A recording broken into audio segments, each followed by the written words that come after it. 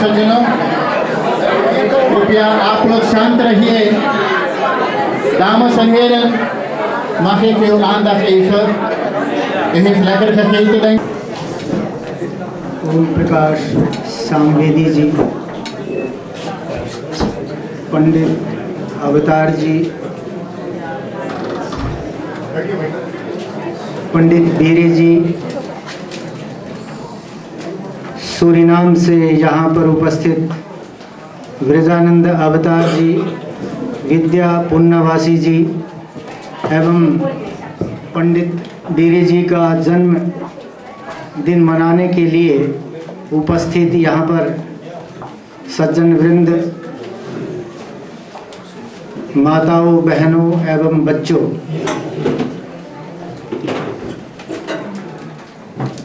आज एक विशिष्ट दिन है कि जो हॉलैंड के आपके जो प्रिय पंडित हैं बीरे जी, उनका जन्मदिन मनाया जा रहा है।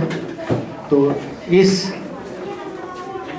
पुण्य अवसर पर मैं उनके दीर्घ आयुष्य की कामना करता हूं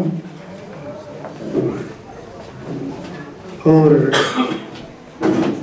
आशा भी करता हूं कि वो समाज के कार्य में अनवरत प्रयत्नशील रहेंगे, कार्य करते रहेंगे, हॉलैंड की जनता का मार्गदर्शन करते रहेंगे, वैदिक धर्म को लेकर के, वैदिक सिद्धांतों को लेकर के, वैदिक दर्शन को लेकर के, महर्षि दयानंद की मान्यताओं को लेकर के।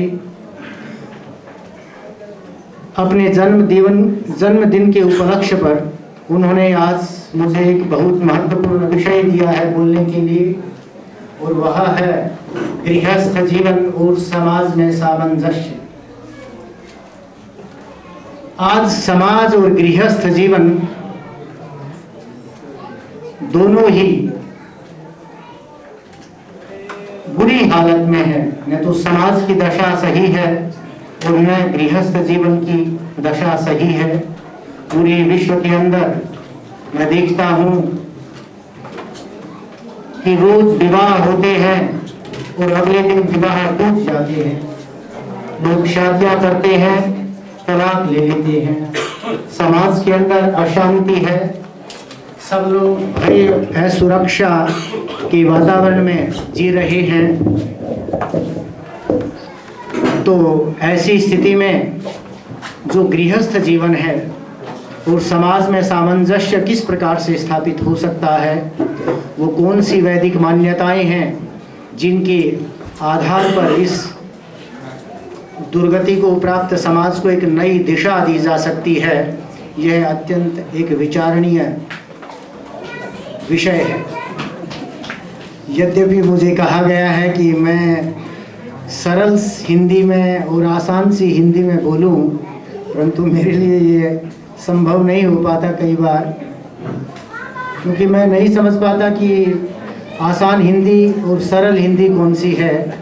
जैसा मेरा बोलने का स्वभाव है, मैं उसी दृष्टि से बोल रहा हूँ। तो ये जो गृहस्थ जो आश्रम है, भारतीय जो मनीषा है, जो वैदिक जो ऋषि हैं या जो वेद हैं, उन्होंने जो मनुष्य का जीवन है उसको 4 आश्रमों में विभाजित किया है।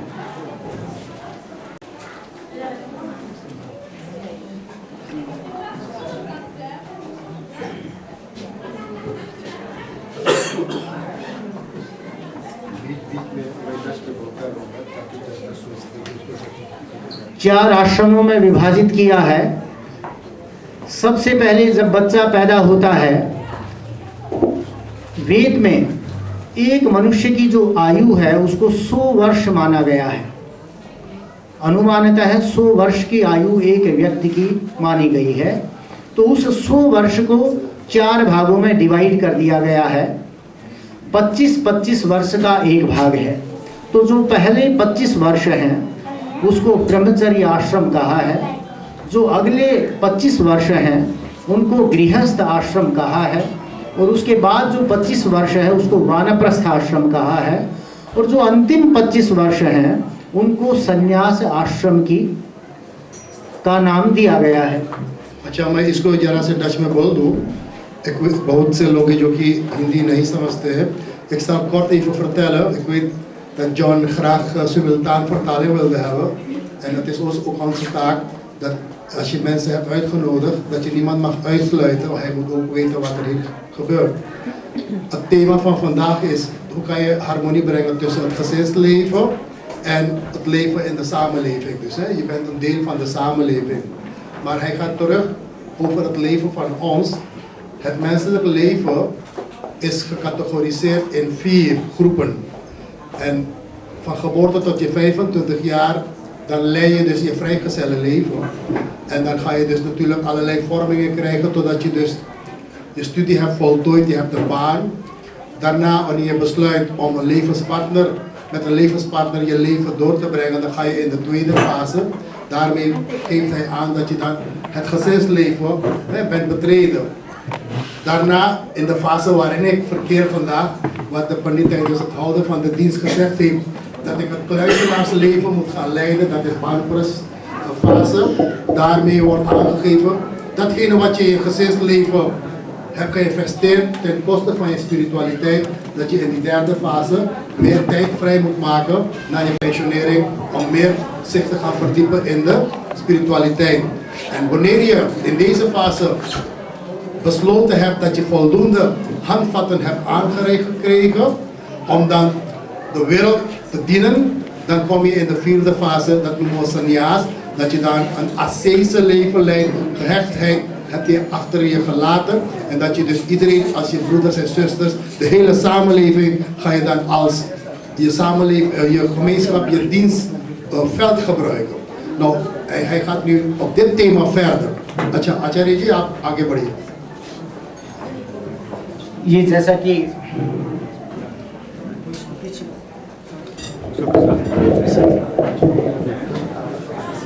जैसा कि मैंने यहाँ पर दिखाया, ये जो मनुष्य का जो जीवन है 4 आश्रमों में बांटा गया है। इसी प्रकार से जब मनुष्य यहाँ इस जगत में, इस दुनिया में उत्पन्न होता है तो उसका एक उद्देश्य होता है, मनुष्य के जीवन का एक लक्ष्य है। जो मनुष्य, संस्कृत में कहा गया है, प्रयोजनम अनुदिश्य मूर्खोपि न प्रवर्तते। एक मूर्ख व्यक्ति, just a stupid man, he can't go forward without any objective. यदि कोई जीवन का लक्ष्य नहीं है तो एक मूर्ख व्यक्ति भी कोई कार्य नहीं करेगा। तो जीवन का लक्ष्य क्या है? आधुनिक युग में जीवन के अनेक लक्ष्य हैं। जो आधुनिक समाज है, जो मॉडर्न सोसाइटी है, उसके अनुसार जीवन के विभिन्न लक्ष्य हो सकते हैं। लोग प्रॉस्पेरिटी चाहते हैं, रिच व्यक्ति बनना चाहते हैं, धनवान व्यक्ति बनना चाहते हैं, संसार का सबसे ताकतवर व्यक्ति बनना चाहता है। इस प्रकार के अनेक लक्ष्य हो सकते हैं। एक समय की बात है, कुछ वर्ष पहले मैं न्यूयॉर्क से डेट्रॉइट जा रहा था। मैं बस में यात्रा कर रहा था, 1000 किलोमीटर का रास्ता था और मेरे साथ बस में एक स्टूडेंट बैठा हुआ था। मैंने उससे पूछा कि what are you doing? He told I am studying. मैंने कहा व्हाई यू आर स्टडिंग? उसने कहा if I will study I will earn dollars, if I will study more I will earn more dollars. तो उसके लिए जो जीवन का उद्देश्य था, डॉलर कमाना था। इसी प्रकार से हर व्यक्ति अपने जीवन में एक उद्देश्य बना करके चलता है। कोई डॉलर कमाता है, कोई धनवान बनता है, कोई ताकतवर बनता है, कोई पॉलिटिशियन बनना चाहता है। तो इसी प्रकार से वेद में भी जीवन का लक्ष्य बताया गया है कि जीवन का लक्ष्य क्या हो सकता है, और वो जो लक्ष्य है उसको पुरुषार्थ कहा गया है, पर्पस ऑफ लाइफ। और वो जो आर्य समाज के लोग हैं, जब संध्या वगैरह करते हैं तो वो प्रतिदिन उसमें पढ़ते हैं, धर्मार्थ काम मोक्षाणाम सद्य सिद्धिर्भविन्न, कि हमें धर्म, अर्थ, काम और मोक्ष इसकी सिद्धि तुरंत प्राप्त हो। हम धर्म को प्राप्त कर सकें, काम को प्राप्त कर सकें, अर्थ को प्राप्त कर सकें, काम को प्राप्त कर सकें और मोक्ष को प्राप्त कर सकें। अब ये जो 4 कंपार्टमेंट्स हैं जीवन के, ब्रह्मचर्य, गृहस्थ, वानप्रस्थ और संन्यास, और 4 लक्ष्य हैं हमारे पास, बहुत बड़े लक्ष्य हैं। और मोक्ष तो अंतिम लक्ष्य है, जिसको इमेंसिपेशन कहते हैं, जिसको निर्वाण कहते हैं, जिसको इस संसार के बंधन से छुटकारा पाना कहते हैं। तो ये जो पहला जो आश्रम है, जो पहला आश्रम जिसको हमने ब्रह्मचर्य आश्रम मैंने पीछे बताया, ये ब्रह्मचर्य आश्रम जो है इसमें व्यक्ति का कौन सा लक्ष्य व्यक्ति प्राप्त कर सकता है, उसके बारे में कहा गया कि ब्रह्मचर्य आश्रम में कोई भी व्यक्ति धर्म की सिद्धि कर सकता है। अब ये धर्म क्या है, कल भी इस पर चर्चा हुई थी। प्रायः लोग समझते हैं कि धर्म का अर्थ रिलीजन से है, किसी संप्रदाय से है, किसी मत से है, किसी पंथ से है। धर्म का अर्थ वेद में किसी संप्रदाय, रिलीजन, पंथ या मत से नहीं है। धर्म का अर्थ अच्छे संस्कारों से है, नैतिक मूल्यों से है, विद्या प्राप्ति से है। धर्म के जो 10 लक्षण बताए उसमें विद्या भी एक शब्द आया है। तो यहाँ पर मुख्यतया जो धर्म है उसको विद्या प्राप्ति और जो एथिकल वैल्यूज़ हैं, जो मोरल वैल्यूज़ हैं, उनको धर्म के नाम से कहा गया है। मैंने यहाँ पर लिखा है धर्म का ब्रैकेट में अर्थ लिखा है नॉलेज। एक भारतीय परंपरा रही है। यास्क एक बहुत बड़े वैदिक विद्वान हैं प्राचीन भारत के, वो लिखते हैं साक्षात कृत धर्माणः ऋषयो बभूवु। ऐसे ऋषि इस देश में उत्पन्न हुए जिन्होंने उस ज्ञान का साक्षात किया। वह ज्ञान वेद के नाम से प्रसिद्ध है। उस वेद का दूसरा नाम धर्म भी है और उस वेद का दूसरा नाम ब्रह्म भी है। तो इस ब्रह्मचर्य आश्रम में जो व्यक्ति ज्ञान को प्राप्त करता है, वेदों का अध्ययन करता है, उस विद्यार्थी का नाम ब्रह्मचारी होता है, क्योंकि वो ब्रह्मचर्य का पालन कर रहा होता है। प्रायः लोग समझते हैं ब्रह्मचर्य का अर्थ होता है विवाह न करना। ब्रह्मचर्य का जो वास्तविक अर्थ है वो विवाह न करना नहीं है, सेलिबेसी नहीं है, अपितु ब्रह्मचर्य का अर्थ है विद्या प्राप्ति। हाँ, ये बात अवश्य है कि जब व्यक्ति विद्या प्राप्त कर रहा होता है तो वो शादी नहीं करता, क्योंकि जो विवाह है विद्या प्राप्ति में बाधक हो सकता है। तो ब्रह्मचर्य आश्रम में जो व्यक्ति है, जो एक विद्यार्थी है या पुरुष है, वह विद्या प्राप्त करता है और धर्म को अर्जित करता है। और जब धर्म की अर्जना हो जाती है, जब व्यक्ति धर्म को कमा लेता है, उसके बाद वह अर्थ और काम की प्राप्ति करता है। परंतु आज दुनिया में एक दूसरा रिवाज है। लोग पहले धन कमाते हैं, अर्थ कमाते हैं और अर्थ के बल पर धर्म कमाना चाहते हैं। बड़ा दान पुण्य करते हैं और सोचते हैं कि इससे हमें धर्म मिलेगा। परंतु वेद कहता है नहीं, पहले धर्म कमाना है और धर्म के आधार पर अर्थ प्राप्ति करनी है। जो लोग धर्म पहले नहीं कमाते, नैतिक मूल्य, अच्छे संस्कार और अच्छा विद्या प्राप्त नहीं करते, तो वो जो अर्थ प्राप्ति के जो उनके माध्यम हैं, वो दूसरे तरीके जो गलत रास्ते हैं उनका प्रयोग करते हैं, दूसरों का शोषण करते हैं, दूसरों का कहीं हानि पहुंचाते हैं, धोखा देते हैं और तब अर्थ की प्राप्ति करते हैं। और ये सब करके फिर वो सोचते हैं कि ये गलत रास्ते से कमाया हुआ धन यदि मैं इसको कहीं धर्म के कार्यों में लगा दूं तो संभवतः मेरा भी कल्याण हो सकता है। कभी इस प्रकार से कल्याण नहीं होता। ईश्वर की सृष्टि में जैसा हम कर्म करते हैं उसका वैसा ही फल भोगना पड़ता है। अब ये जो अर्थ और काम, इसके लिए जो आश्रम बनाया है उसको कहा गृहस्थ आश्रम, जिसकी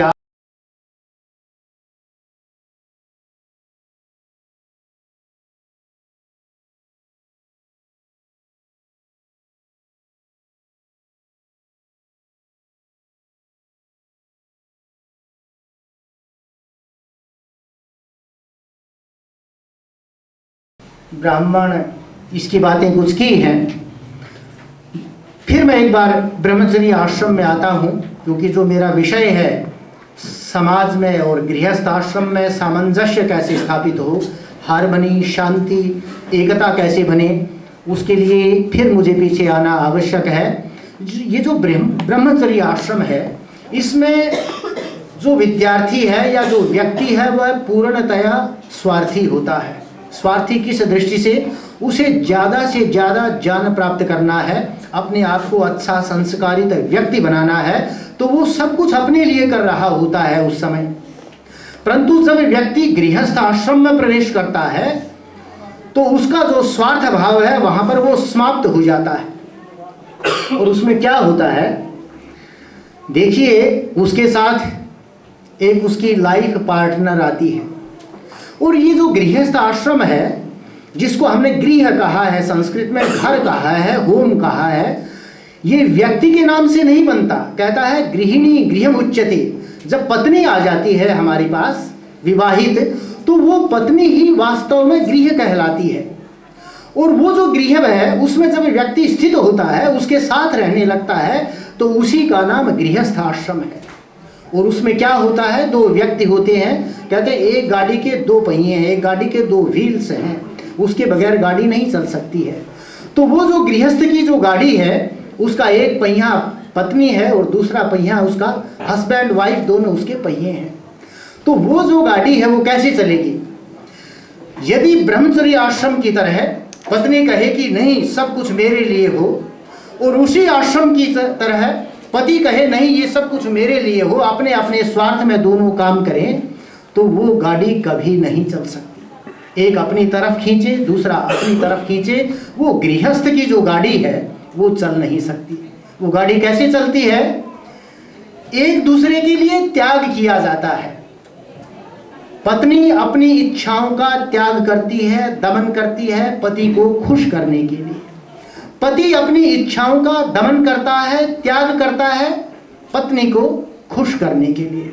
और आपको पता है जब पति और पत्नी संयुक्त हो जाते हैं विवाह के माध्यम से, मैरिज के माध्यम से, तो उन्हें दंपति कहा जाता है। दंपति कौन होते हैं? संस्कृत का शब्द है दम।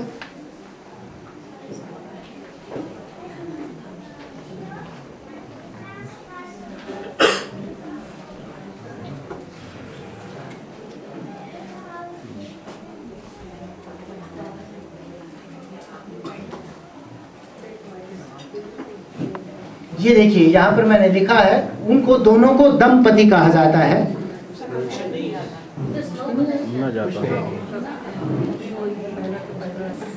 उससे ग्रीक भाषा का शब्द बनता है डेमोस, उसका अर्थ भी घर होता है। और उसी संस्कृत के दम शब्द से संस्कृत में भी एक शब्द बनता है जिसका अर्थ है दमस, उसका भी अर्थ घर होता है। परंतु इस दम शब्द का वास्तविक अर्थ है अपनी इच्छाओं पर, अपनी इंद्रियों पर कंट्रोल करना, अपनी इच्छाओं को रोकना, कंट्रोल करना। तो ये जो दंपति हैं, दंपति क्यों कहा गया विवाहित पति पत्नी को?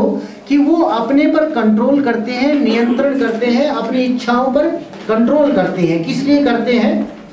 पत्नी पति के लिए और पति पत्नी के लिए। और जब उनके यहाँ पुत्र हो जाता है तो देखिए बड़ी विचित्र विडंबना है, जब संतान उत्पन्न होती है तो पति पत्नी दोनों अपनी इच्छाओं का निरोध करते हैं, अपनी इच्छाओं को रोकते हैं। किसके लिए? अपने पुत्र के हित के लिए, अपनी संतान के हित के लिए। आप भूखा रह सकते हैं, उनको भोजन कराएगी माँ। आप कम पैसे में गुजारा कर सकते हैं, उनको पढ़ाने के लिए जितना खर्च होगा माता पिता देने के लिए तैयार होंगे। तो ये जो गृहस्थ की परंपरा है उस त्याग भावना पर आधारित है। एक हमारे यहाँ एक बड़ी कहानी आती है। एक शिष्य होता है, वो किसी स्पिरिचुअल जो गुरु है उसका शिष्य होता है। उसका गुरु, अपने गुरु के पास वो डेली जाता है, उससे ज्ञान सीखता है, अध्यात्म की बात सीखता है, स्पिरिचुअलिटी की बात सीखता है। एक दिन वो शिष्य अपने गुरु के पास जाता है और कहता है, गुरुजी आज मेरी शादी हो गई है। तो गुरु ने कहा, अब बेटे अब तुम मेरे से गए, अब तुम मेरे पास नहीं आ सकते हो, क्योंकि ये जो ज्ञान प्राप्ति का माध्यम था अब तुम्हारा समाप्त हो गया है, इसलिए तुम्हारी शादी हो गई, अब तुम मेरे पास नहीं आ सकते हो। और यही हुआ, वो अपने गृहस्थ में ऐसा फंसा कि कभी ज्ञान प्राप्ति के लिए, विचार विमर्श के लिए अपने गुरु के पास नहीं गया। और फिर कुछ महीनों बाद, 1 साल के उपरांत जब उनके यहाँ संतान उत्पन्न होती है, फिर वो अपने गुरु के पास दोबारा जाता है। पति पत्नी अपनी पत्नी को भी साथ लेके जाता है और कहता है, गुरुजी अब की बार हमारे यहाँ संतान उत्पन्न हुई है। तो गुरु कहता है, अब की बार तुम अपने से भी गए, तुम अपना भी कुछ नहीं कर सकते, क्योंकि तुम्हें अब सब संतान के लिए करना पड़ेगा। तो ये गृहस्थ जीवन है। गृहस्थ जीवन में जब 2 व्यक्ति मिलते हैं तो वो एक दूसरे के लिए अपनी इच्छाओं का निरोध करते हैं। और जब संतान उत्पन्न होती है तो दोनों अपनी संतान के लिए अपनी इच्छाओं का निरोध करते हैं और इस प्रकार से गृहस्थ की गाड़ी चलती है। तो कहीं भी यदि गृहस्थ को सुचारू रूप से चलाना है तो वहां पर त्याग भावना अवश्यंभावी है। उसी प्रकार से दो और सिद्धांत हैं वेद में। जब मनुष्य शरीर धारण करता है और इस जगत में आता है, इस दुनिया में आता है, तो वो भोग भोगता है। उसको कहा भोगवादी जीवन, क्योंकि ये जो शरीर है भोग आयतनम शरीरम, इसको कहा कि जितने भी भोग हैं उनके लिए यह शरीर उनका स्थान है। जब मनुष्य जन्म लेता है तो वो भोग भोग रहा है, अर्थ और काम की प्राप्ति कर रहा है उस गृहस्थ जीवन में। और ये जो भोगवादी जीवन है, दूसरा जीवन अध्यात्मवादी है, स्पिरिचुअलिज्म का जीवन है। वो स्पिरिचुअलिज्म इस भोगवादी जीवन से अत्यंत अलग है। स्पिरिचुअलिटी में और भोगवाद के जीवन में, इस मटेरियलिस्टिक लाइफ और स्पिरिचुअल लाइफ में बहुत बड़ा अंतर है। वहाँ पर व्यक्ति एकाग्र होकर के ज्ञान प्राप्ति और ईश्वर के बारे में चिंतन करता है। उसे अपने जो शरीर है उसके सुख साधन की कोई चिंता नहीं है। परंतु इस मटेरियलिस्टिक लाइफ में व्यक्ति अपने शरीर के सुख साधन की बात करता है। और कोई भी व्यक्ति जो इंडिविजुअल है वो एक सोसाइटी का पार्ट है, किसी समाज में रहता है। कोई ऐसा व्यक्ति नहीं जो अकेला रह सके, एक बहुत बड़ी सोसाइटी है, उसके हम सब हिस्से हैं। तो जब एक व्यक्ति उस सोसाइटी का हिस्सा है, उस समाज का एक भाग है, तो उस समाज में कैसे रहेगा। ये जो सारा सोशल जो सर्कल है हमारा, सारा हमारा जो सामाजिक लाइफ है, इसी को भोगवादी जीवन कहा है। और ये जीवन कैसे चल सकता है। भोगवादी जीवन के चलने का एक ही माध्यम है। आधुनिक विचारधारा भी भोगवादी जीवन के चलने का माध्यम बताती है। मैंने कल भी कहा था, आधुनिक विचारधारा कहती है, जो मॉडर्न जो थिंकर्स हैं वो कहते हैं कि इस दुनिया में एक बहुत बड़ा स्ट्रगल है, संघर्ष है, और उस संघर्ष के अंदर जो जीतता है वो सरवाइव करता है। परंतु